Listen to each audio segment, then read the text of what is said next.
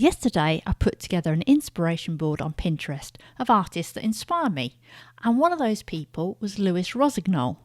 And I was really pleased this morning because I found out he's got a podcast. It's called Thumbnail, and it made cleaning the bathrooms a lot more tolerable. So I was trying to work out what I liked about his work. One of the things is it's really sort of grungy and messy, but in a good way. And I like also that he sometimes draws people looking fairly realistic, but other times they look much more loose and abstract. And I really like that. And I was wondering if I could do something similar with my work. Could I actually maybe combine the two and put something realistic-ish, but then put something not so realistic with it or over the top? So I had some watercolours I painted a while back. They were ones that I tried to do without preliminary drawing, so it's just straight in, very loose with watercolour. And I thought maybe I could paint over bits of them and then draw over the top and see what sort of effects I could get.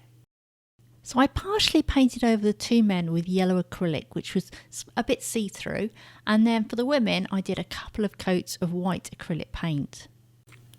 So I started by drawing over the man on the right, and I used different marker pens, starting with a thickish one and then getting thinner and thinner and making different marks.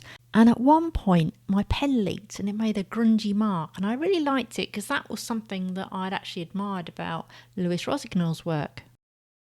And for the second man I used pastel pencils and a charcoal pencil, but I wasn't so keen on this effect, not on its own, it didn't seem strong enough, but I did like it when I added a bit to the bearded man.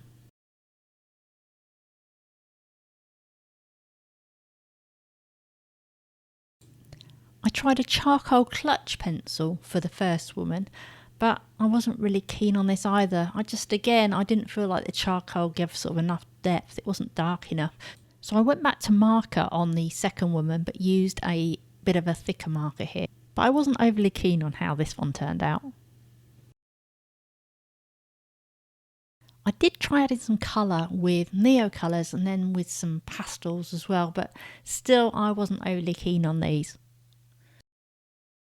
So overall I think the one that worked the best was the bearded man, and I might revisit this idea, whether it's actually painting over existing work or maybe I start by painting something looking semi-realistic and then switch. I think that might be another way to try it as well.